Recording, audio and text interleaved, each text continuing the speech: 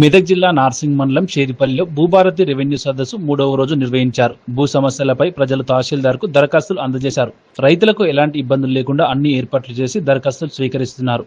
అనంతరం తహసీల్దార్ షేక్ కరీం మాట్లాడుతూ జూన్ 3వ తేదీ నుండి 12వ తేదీ వరకు రెవెన్యూ సదస్సులు కొనసాగుతాయని, భూభారతి రెవెన్యూ సదస్సులో భాగంగా మొదటి రోజు భీమరావుపల్లిలో 60 దరఖాస్తులు, వల్లూరు గ్రామంలో 32 దరఖాస్తులు, షేరిపల్లి గ్రామంలో ఇప్పటి వరకు 30 దరఖాస్తులు వచ్చాయని ఆయన తెలిపారు.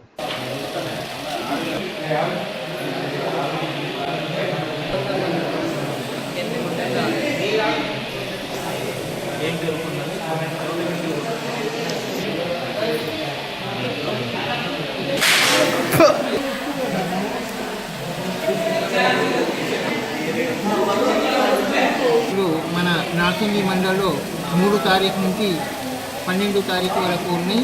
ఇలా షెడ్యూల్ ఫస్ట్ 3 తారీఖు భీమరావుపల్లి గ్రామ సభ జరిగింది, రెవెన్యూ సదస్సులు జరిగింది.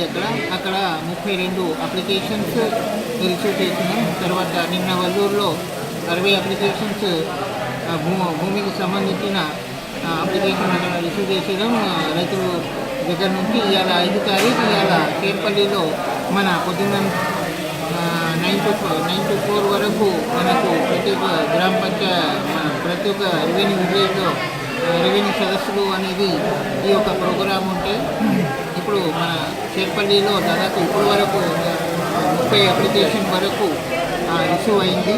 ఇంకా మనకు 4 గంటల వరకు టైం ఉంది.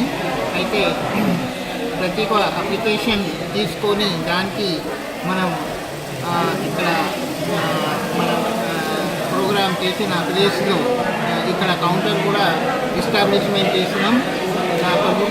ప్రభుత్వం ఆదేశం ప్రకారం, కలెక్టర్ గారు ఇచ్చిన ఆదేశం ప్రకారం ఇక్కడ మనకు డైలీ ఈ రెవెన్యూ సదస్సులో మొత్తం తహసీల్దార్ టీం లీడర్గా ఉంటారు. తహసీల్దార్తో సహా తహసీల్దార్ స్టాఫ్ అందరికీ హెల్ప్ డెస్క్ కానీ, ఆన్లైన్ కానీ, రికార్డు వెరిఫికేషన్ కానీ, ఇవి అన్నీ టేబుల్ వైజ్ డ్యూటీ అలాట్ చేసినాం.